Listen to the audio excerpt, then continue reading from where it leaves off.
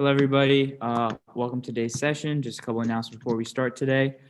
First, make sure to join our email listserv. Link is under the Contact Us tab on our website. Also, make sure to follow us on LinkedIn and list this as one of your experiences.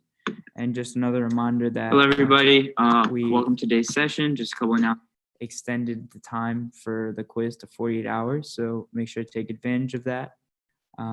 Everything that we do is in the link tree in our Instagram page, so make sure to check that out. We're going to have the current quiz form, our website, YouTube, LinkedIn, all of that. But without further ado, I'd like to introduce our physician, Dr. Mary Claire Zysat. She is a fellowship-trained, minimally invasive gastrointestinal surgeon. She completed her residency at the University of Chicago in general surgery and attended the University of Maryland for medical school. And her fellowship, she currently works at the UMD Medical Center. We're very excited for Dr. Zysat for providing us with invaluable insight today. Hi, guys. I will say I actually don't work at the University of Maryland proper. I work at one of the affiliates at Baltimore Washington Medical Center. We're in beautiful Glen Burnie here. So I have a bit of like a hybrid practice. Sorry, if someone comes by, I have to show my mask on real quick, but I think I'm okay. Hybrid meaning that it's a little bit between academic and more of like a community practice. So I still teach residents. I do a little bit of academic work, like the occasional sort of case report, but not a ton in the way of like, I don't have to do research if I don't want to. So I work with the University of Maryland general surgery residents, actually the orthopedic residents and also the cardiac residents here. In general, I am really happy with my choice of career. I will say training was long and hard, but being an attending overall has been a dream.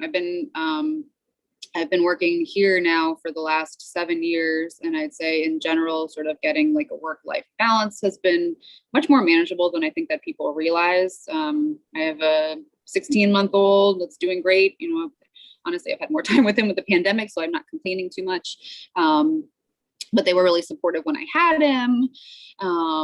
And my schedule overall has been really easy to sort of balance, having fun with friends, and then actually having like a busy clinical practice without burning out.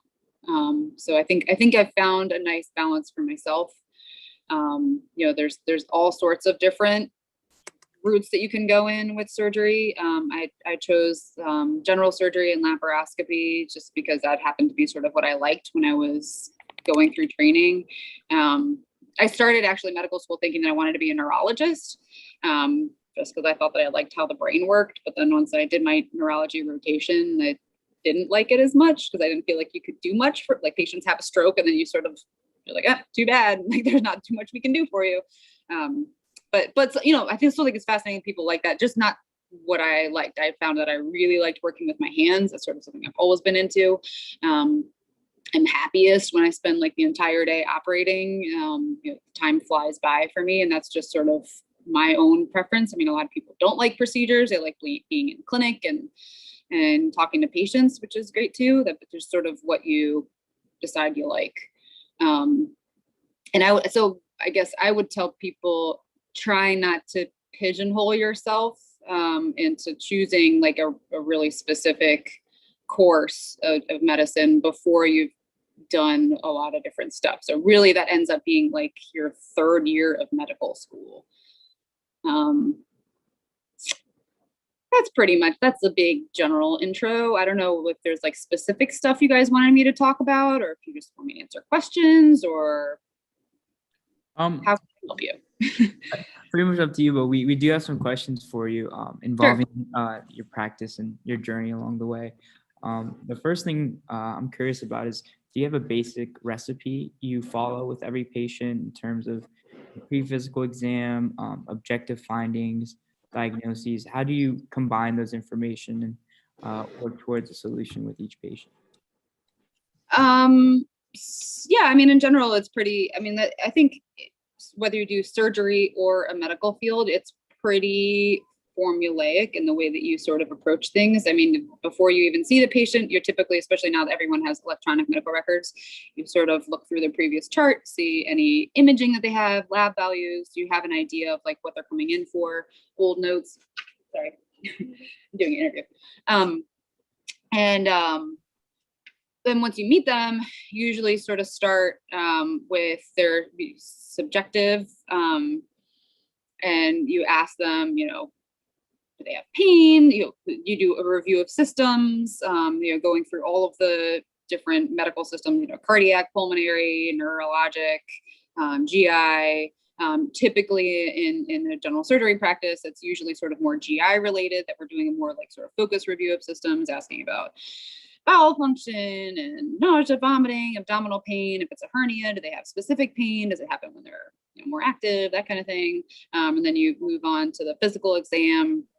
And then typically, again, it's a little bit more of like a focused physical exam. I'm not going crazy, like listening to every single valve of the heart and checking their pupils. I don't even have a pupillary reflex checker, so I don't like that. So I don't look in their ears.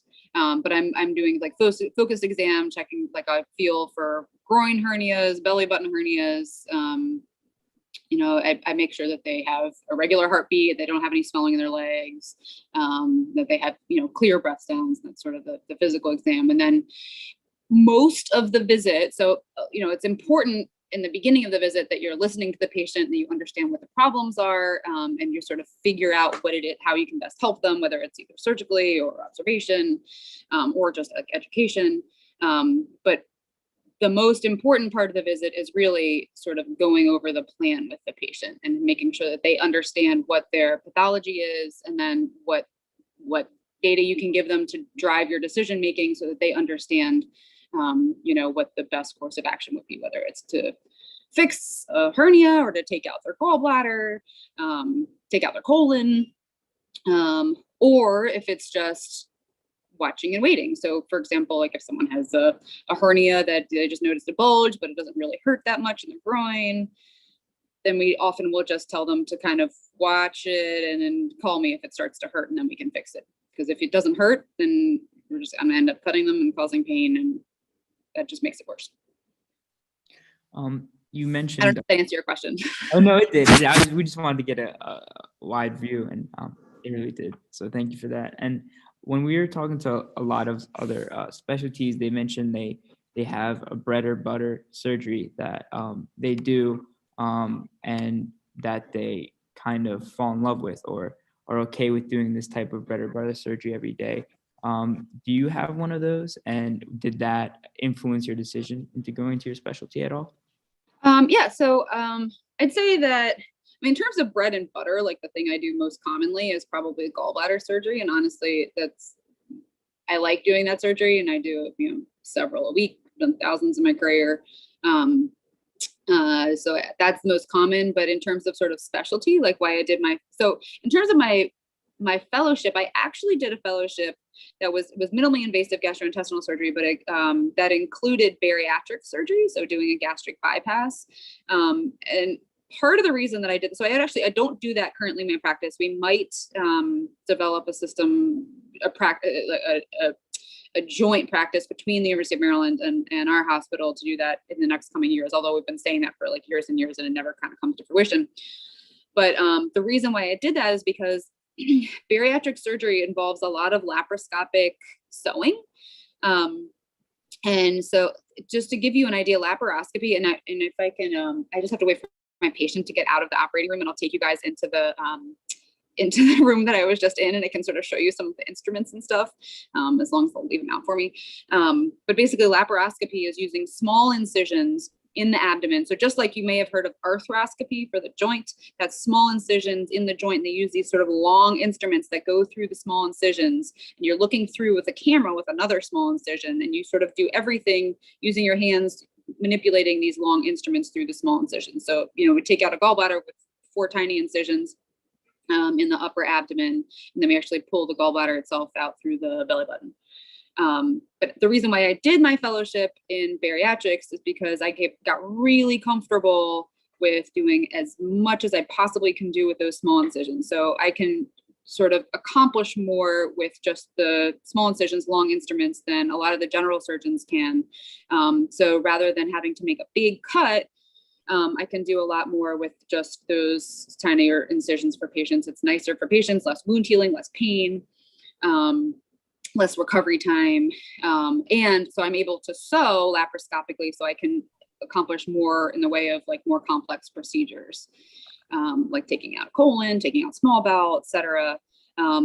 In terms of what I use my fellowship for now, specifically, is I do the procedure called a hiatal hernia repair, and that's basically when the top of your stomach pops up into your chest.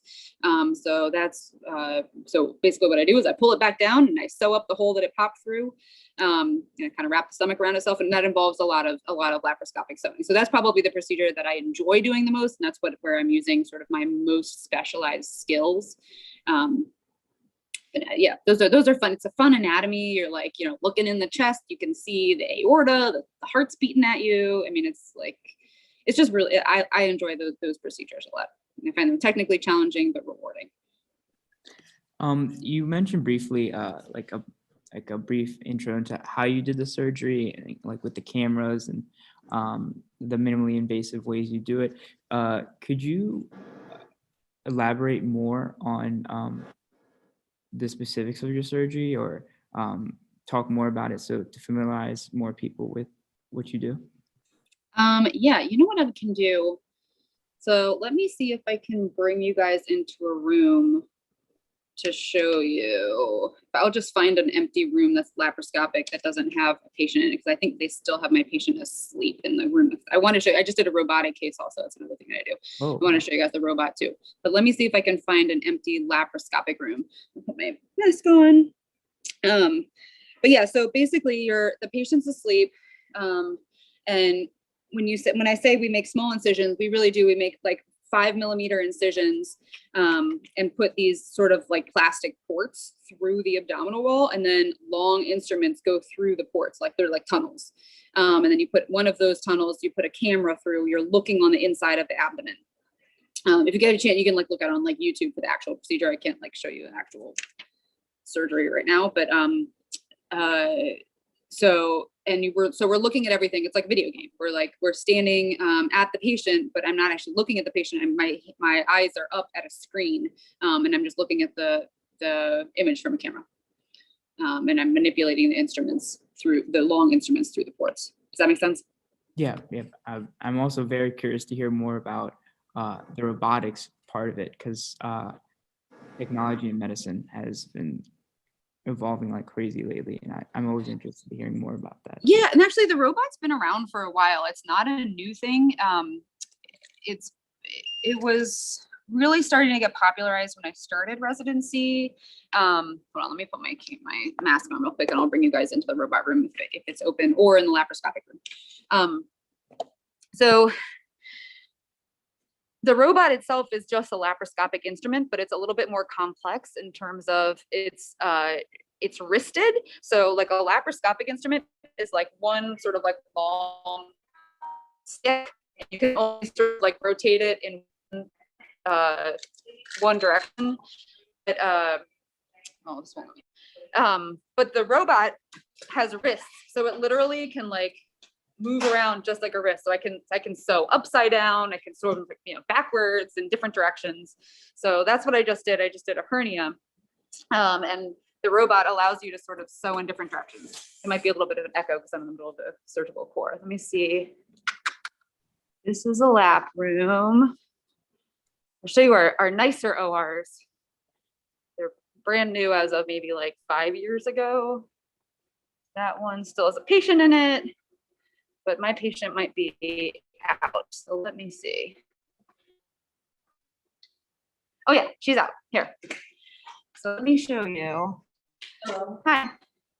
I'm giving a tour, virtual tour. So this is the operating room. Let me just move around. So this is where the patient sits. This is where my patient just was. This is the anesthesia machine. So they anesthesia is also an awesome specialty. I don't know if anyone's interested in. This is where they're like monitoring, like this is where the vital signs they look at. This is like crazy. And then they, enter in, this is where they get all their medications out of.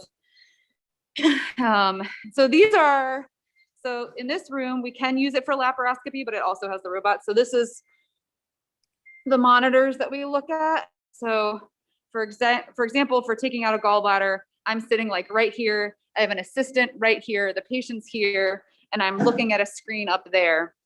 And I'm putting, like I said, like those instruments straight through the abdomen, and the camera's giving us the image of what's going on inside the abdomen.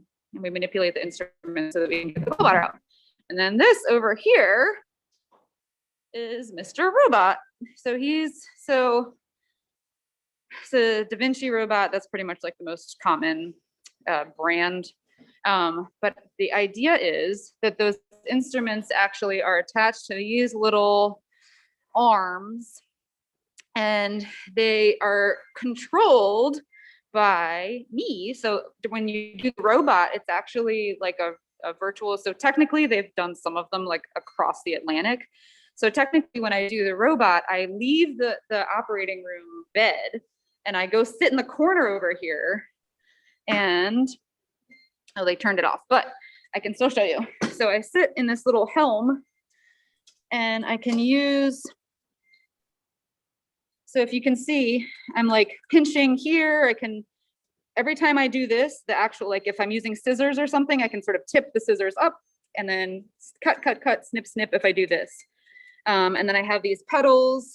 So when I want to move the camera, I hit the camera pedal here. If I want to use cautery to like cauterize a vessel, I hit these ones. This is to cut something. So then I have another little handheld thing. So I'm using both of so this basically controls 2 instruments and a camera, and we can sort of toggle between them if we want to use different instruments. So, and then this I can sort of readjust I'm shorter than the other surgeons, so I can sort of adjust this entire apparatus to fit me. And if you can see here, this is where I put my head. So like there's like a little viewer. I put my eyes on here. And then I can see, and it's actually 3D. So the camera for the robot is in 3 dimensions. So when they hook it up, I actually am seeing like a 3-dimensional view of what is inside the abdomen.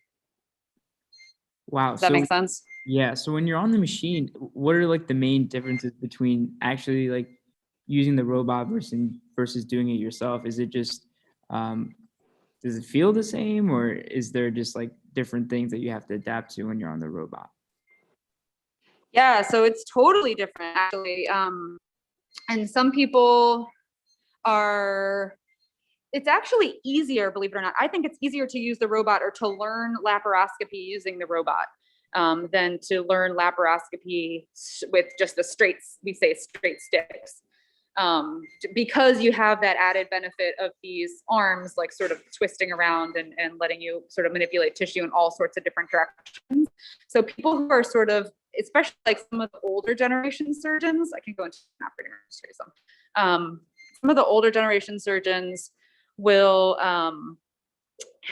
start with the robot and be more comfortable with robotic cases before they start doing things just laparoscopically, or they just only do robot and they can't do it laparoscopically because the robot's almost like, it's like a little bit of an easier tool to be able to do laparoscopic surgery. But yeah, it's just easier because you have more degrees of freedom with your instruments, basically. That's the difference. And it's also different because you're sitting in the corner. Instead of being like physically at the patient.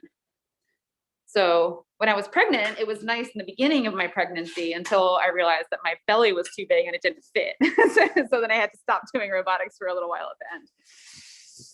So is the learning curve for that pretty steep, you'd say, or is it just, or is it something that you learned during your residency and you kind of just became your normal? I learned a little bit during residency, but actually Da Vinci, the company itself, has a training course. So I had to fly down to Atlanta to have a course. I'm trying to find another operating room for you. And they like taught me I had to like practice on like this like training thing. And we were like practicing putting like little toys, and you have to do a virtual thing also, just like basically like a video game. So you do all sorts of training, and then you do like proctored cases. So you do cases by yourself or cases with someone else before they'll let you turn the lights on in here, before they'll let you do it by yourself. I think I'm turning the lights on. There we go. So this is another room. This is just a regular room, not the robot. So it looks really similar. I mean, it's basically like the same thing. So you got it's just a table. There's just no robot in the corner. This is where the nurses sit. And it's the same thing. Anesthesiologist, surgeon would be here. Assistant would be here for most of the cases. This is where we like hook up everything. You have to hook up like a cautery. There's the gas. So to be able to see something in the abdomen, you have to blow up the abdomen with gas. So we use carbon dioxide, and then this little thing is sort of like fed through the ceiling, and it has a line that gives you carbon dioxide to blow up the patient like a balloon so that you can actually see. Because if you can imagine, if you just went in with instruments and everything was like still smushed together like it is normally, you wouldn't be able to do anything. Does that make sense? I'm just realizing now how strange all of this must sound to an undergrad. It doesn't sound strange. It sounds awesome. And I just want to know, how do you stay up to date with all this like current research, technology, and like best practices? Because like learning never really stops, even after undergrad, med school, residency. No, definitely does not stop. So it's actually become a lot easier. So I feel like because there's like so much in the way. So previously you had to just make sure that you were like getting the journals mailed to you, and then you have to just like physically read the journals. That takes, it's a lot of time, and you have to like boxes and boxes of journals. But now they're all just like emailed to you. You can just like scroll through papers at your convenience, like on the couch. But I think in general, a lot of the stuff that I see that's newer is during conferences. So we go to like, there's the American College of Surgeons, there's SAGES, which is basically like the laparoscopic and endoscopic conference. And so a lot of that, and so that comes in the form of like either research presentations, but a lot of it sometimes is learning from like other surgeons doing videos. So some like, those are my favorite presentations, is when you have like an expert being like, this is my tips and tricks for like, the difficult X, Y, and Z procedure. And they, sort of tell you, oh, sometimes it helps if I like flip this before. And it's nice to be able to sort of refine your technique just by looking at videos of, that's one of the nice things about laparoscopy, is it's so easy just to video your procedure and then share it with other people. But yeah, so I mean, I feel like in the age of the internet, it's so much easier than it used to be on print, to stay up to date with newer stuff. And there's also social media. So like there, that also is not necessarily like evidence-based, but it's the same thing. Like, so like there's like surgeon groups, like there's like specific one for bariatrics, one like SAGES for hiatal hernia kind of stuff, regular hernias. I mean, there's all sorts of like surgeon groups that are just like international groups, and where people are like just like throwing out videos or like asking questions and sharing new research, that kind of thing. So sometimes that's helpful. It seems like you guys in the medical field, and especially in your field, they interact a lot. And I'm curious about the interaction you do in the operation room, because it seems like a full team is always there. The anesthesiologists, the nurses, the assistants. How would you describe your interactions with others during the operation? It's such a good question. So it's also very timely, because I'm literally just right now sort of dealing with, so typically I think overall it's a very like friendly, collegial atmosphere. Everyone's, a team. We all get along really well. I really like the people that I work with here. I think in general, the culture is awesome. Sort of historically, there's been some like bad actor, mean surgeons that have been sort of can be abusive. So we're sort of, just today, I'm the medical director of those surgical PAs. So I had to sort of talk with one of the surgeons who wasn't as nice as he should have been to one of our PAs. But when I was a resident, that actually it was just acceptable to be, oh, hey, sorry, I'm doing this interview with the undergrads. I thought this was a safe room. Oh my goodness. Sorry.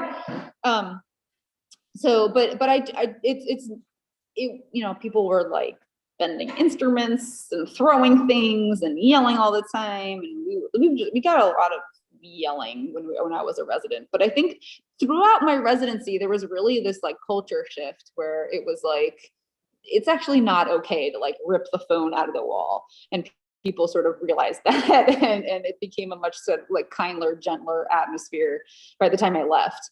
And then here, there's maybe only like 2 people that yell out of like all of the surgeons. And it's sort of few and far between when you have those episodes. And when it happens, it's like a big deal and you have to deal with it. But I'd say in general, it's actually like, if you notice, I'm like saying hi to everyone I walk past, because I really do like all my colleagues. I feel like in general, sort of, it's a really good teamwork atmosphere.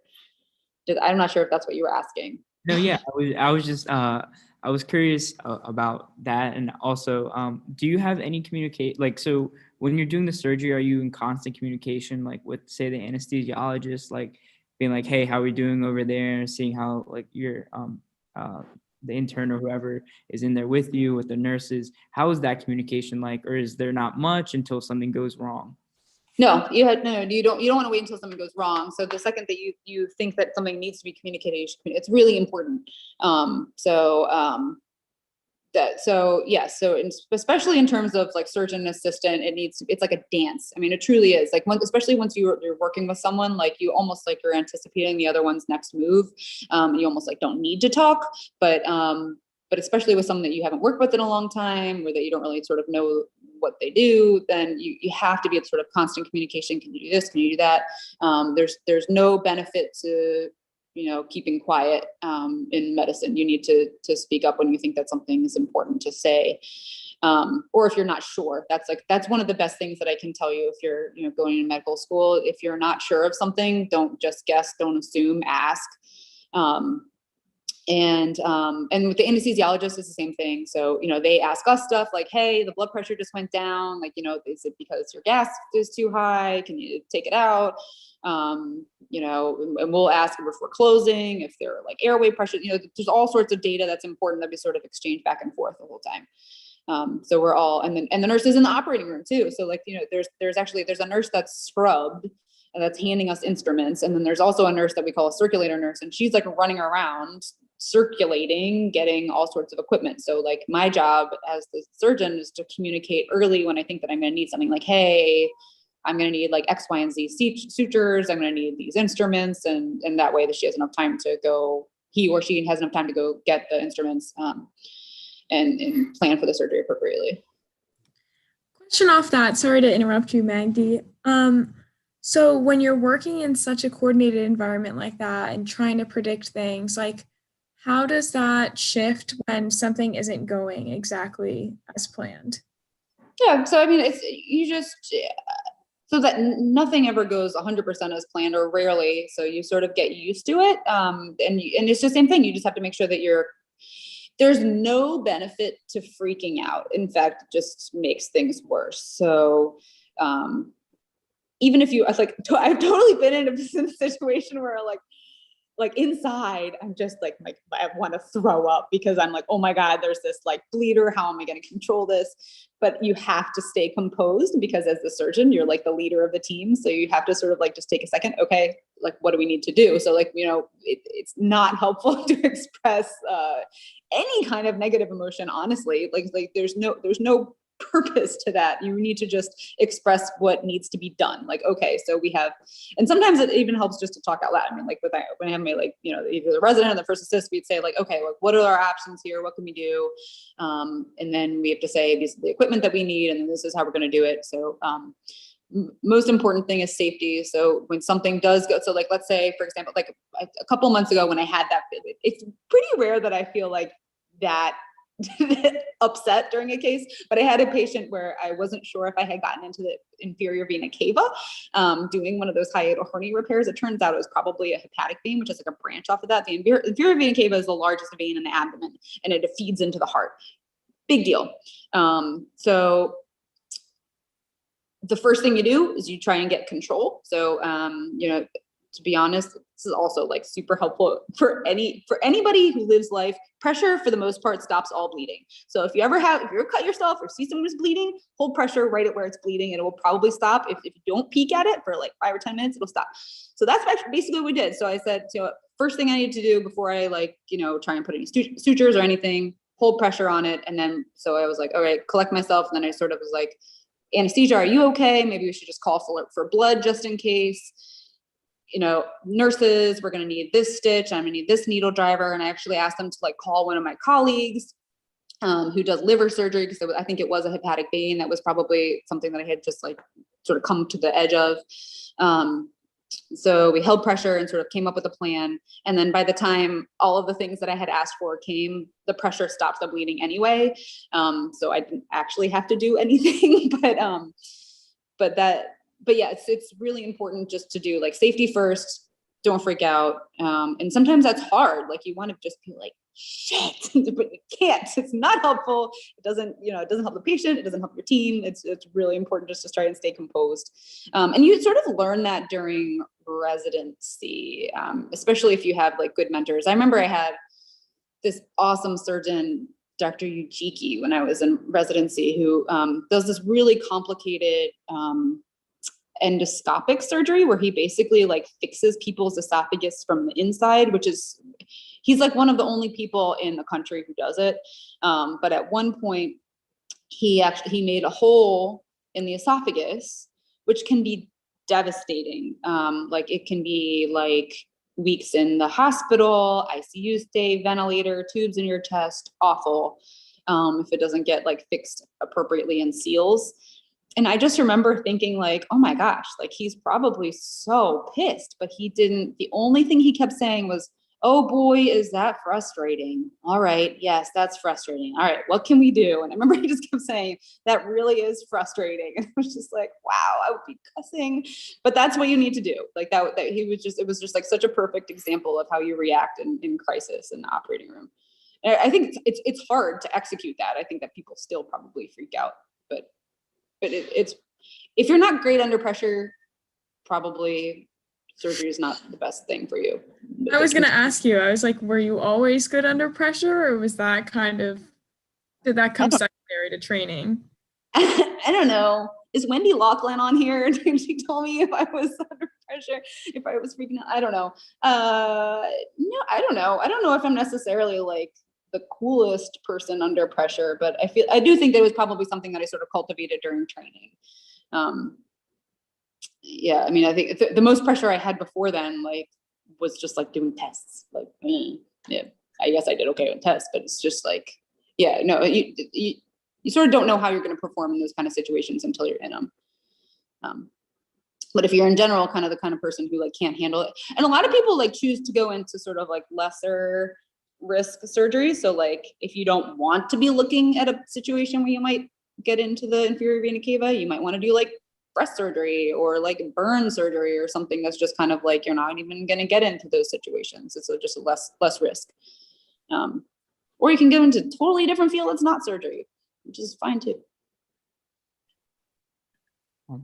You mentioned earlier, I'm really interested in this, how there was like almost a shift in the culture of medicine, of how like surgeons at one point were not really held accountable for what they were saying. Yeah. I'm wondering what you think the biggest challenge or next shift that you think needs to happen in medicine for the next generation of providers to maybe carry out. That's a good question. I don't know if I know the answer to that. I mean, I think a huge shift it's not like a culture thing, but a huge shift has been going virtual during this pandemic. I mean, like I'm seeing multiple patients a week, all virtually, and probably figuring out how we can.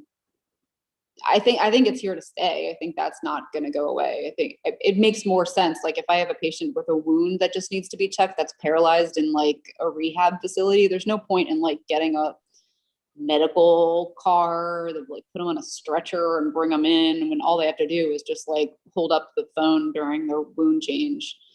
Yeah, I think that's probably something that's just going to be part of medicine from now on. So I think they're probably going to have to look at how they can best make that most efficient and safe for patients. But in terms of, you mean just like in terms of like interpersonal interactions and stuff for medicine, or? It could be anything. It could be in terms of how medicine is practiced, how some things are, done. Like some people have been talking a lot by how residency needs to change in terms of dealing with physician burnout and all of that. So I was just wondering your thoughts about what do you think us, as the next generation should really think on or focus on, try to change? Yeah, no, I think in general, things are sort of moving in a good direction, into being aware of things like burnout. I do think it's a tough line to toe though, because you also want to make sure that you are getting enough exposure so especially if you do like internal medicine, it's only 3 years. So I mean, yeah, you want to have it like free time, but you also want to make sure that you like see enough cases that you're not regretful. Like you don't like get into your own clinic and you're like, oh, I've never seen most of these things before. You know what I mean? I don't think it'll ever come to that. I mean, I think in general, they've done a better job with, I think same thing when I first started residency, they were not paying attention to work hour restrictions. So like I was working like 120 hours a week, which is too much. I basically just like didn't do anything but work in the beginning, but then by the end they were pretty strict about like keeping it to close to 80 hours, which I know still sounds like a lot, and maybe they'll go down to less. I don't know, but if they do go less than that, then they may have to extend residency longer, because you just want to make sure that you are exposed to enough medicine to feel confident as a practitioner on your own. Either that or just continue. That might be something that ends up happening, is that they have more. I think more people are going into fellowships to become more subspecialized, especially after something like internal medicine, because it is only 3 years of a residency. And I think people like to be able to sort of be like experts in their field. So they go into like cardiology, endocrine, GI, pulmonary, whatever specialty they like. Yeah, I was also wondering, is it becoming more common for surgeons to go into fellowship to get specialized? Like, what made you decide to enter into your fellowship, and like what? Yeah, that's a good question. I think probably it's pretty rare for someone just to do general surgery without any kind of fellowship now. I actually did I initially had applied for plastic surgery coming out of medical school, thinking that's what I wanted to do, but I ended up pulling my application after I did a sub-I, which is it's just like a 4th year rotation. I decided I didn't like it. So that would not have been something that I would need an additional fellowship for. So I sort of, when I decided not to do plastic surgery, I was like, well, what's something that I can do? What's a residency I can do that gives me more options? I also thought about urology, but general surgery gives you like so many options. And I don't know, someone told me one time, if you're not really sure between multiple options, see if there's one option that gives you the most potential options further down the line. And that's what general surgery does. So you can do vascular surgery, transplant surgery, surgical oncology, endocrine surgery, breast surgery. You can still go into plastic surgery actually afterwards. You can just do a couple years of fellowship. Thoracic, cardiac. I mean, it's just like, you can do all sorts of stuff with general surgery. You can do bariatric surgery and colorectal surgery. I mean, it's a lot. So that's sort of why I was like, well, at least general surgery would just give me more time to sort of sort out between the different specialties and figure out what I want to do. So that's why I did that residency. But yeah, I think there are not that many people that just go straight out of general surgery residency and just do general surgery. Those people do fellowships. So switching gears a little more to like your journey and more of your personal life, you mentioned that you have like a 16-month-old, right? Mm-hmm. What is it like balancing that? Because you have to have time to be a surgeon, a mother, and to be like a human being and enjoy things. Yeah. So what is it like? I feel like it's almost hard for me to answer, because I did like maternity leave and then it was a pandemic. And I didn't, but I feel like we're pretty much close to back to being regular volume now. So, yeah, I mean, it's not ideal to have to like leave my son every day, but I do feel like it makes me appreciate time with him more, to get time to work. I mean, I like leaving home and going to work and doing surgery. And then when I come home and see him, I'm just all that much happier to see him. You know, it's hard to leave like on the weekend when otherwise I would just be playing with him. Overall, I think that my schedule is very manageable to be able to spend, I think, plenty of time, especially with the pandemic. I've had more time because they canceled elective surgeries for several months. That didn't mean that I wasn't doing anything. I was still taking emergency room call and doing all sorts of emergency surgeries, but it did mean that overall I had like less hours that I was working during that time. So I had plenty of time with him during those months, even though we didn't have daycare also, which was tough. But yeah, I mean, I think now that things are sort of getting back to normal, overall, I think that I have a decent balance in terms of being able to have fun with my kid and still enjoy my practice. Did like, you know, getting that balance influence your decision into going into your specialty? You mentioned earlier that you were checking out plastics and you didn't like it. Was part of it like, you know, the time or anything? No, plastics would have been probably would have been an easier lifestyle. Because like general surgery, you do have to, like if someone perforates their bowel, you have to come in the middle of the night. So I probably chose one of the professions that has more like overnight emergencies, which isn't ideal, but it's, I mean, it's few and far between. It's not that bad, but no, I would say that I didn't necessarily choose this profession because it's good for family life, but I've made it work, and you know, like work's been really supportive. I think if it's something that's really important to you, to make sure that you're like always home, that if you're off, you're off. So you can either do things that are like shift work. So you can do things like emergency room where you're like there during the day, you clock out, someone else is in charge, you're no longer going to be called for anything. Or you can do like hospitalists, like some people, like if you do inpatient medicine, you're like same thing, you're in the hospital, you leave, you sign out, no one's going to call you.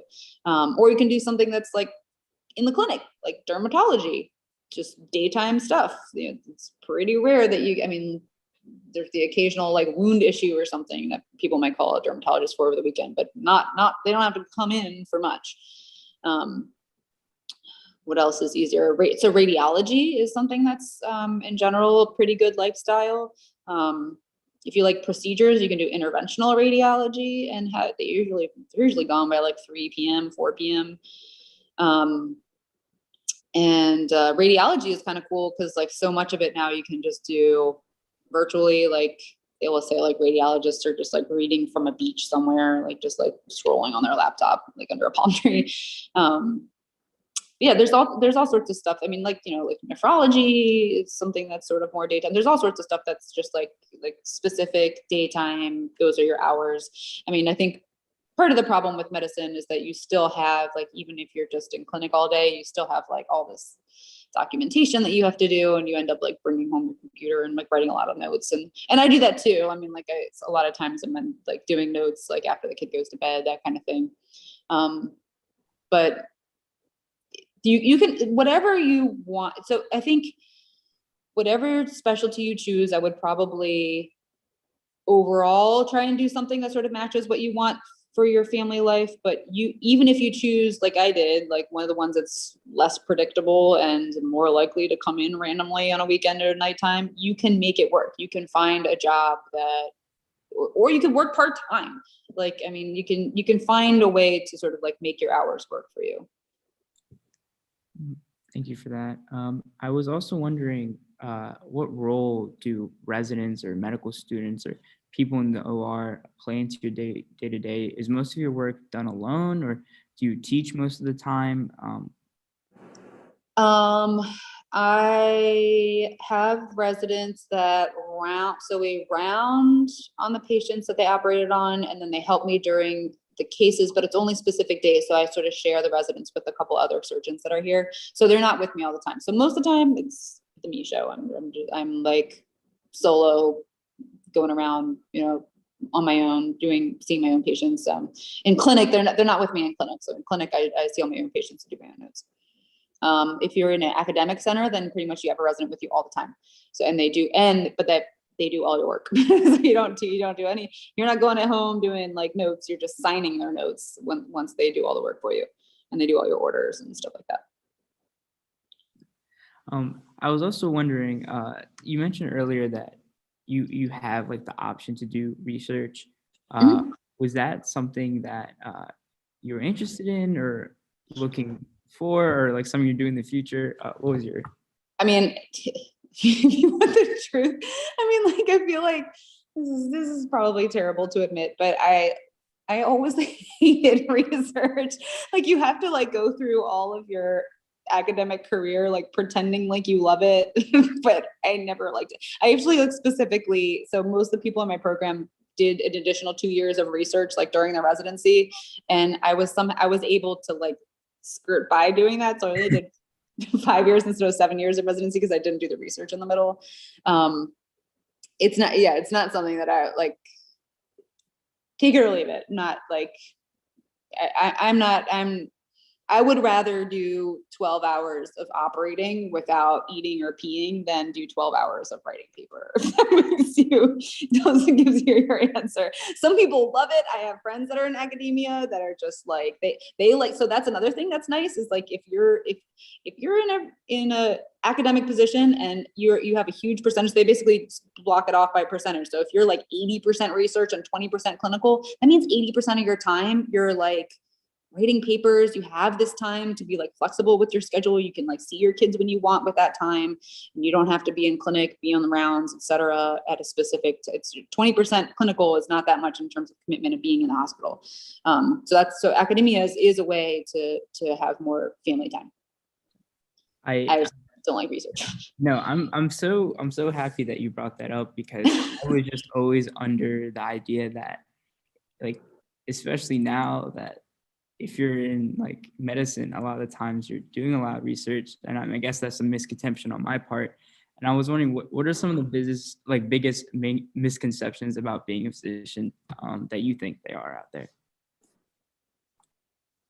Oh, I don't know. One thing that I feel like people just assume that they're all rich. I was like, my best friend's a pediatric emergency room doctor, and she just told me yesterday or 2 days ago that she makes less than the nurses in the emergency room because they've gotten these bonuses during the pandemic. So like, it's definitely, don't go into medicine for the money necessarily. I mean, some specialties, and it truly seems like arbitrary why some specialties make more than others. Some specialties make like astronomical amounts, but most specialties, you're not like buying yachts. So I feel like people like going into medicine just for the money, it's probably a mistake.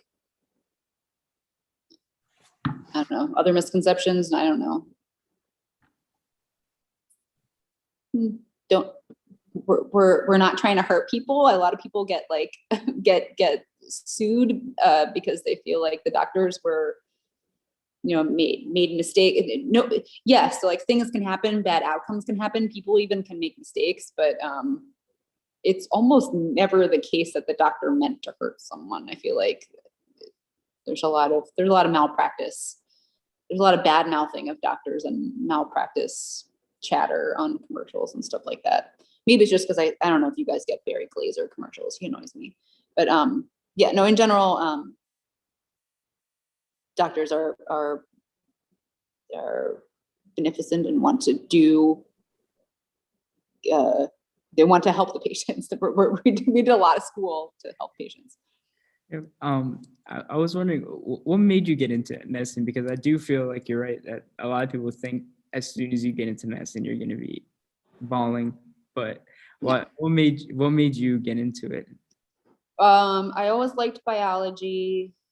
My grandfather is a cardiologist, and I used to like shadow him when I was a kid and in high school.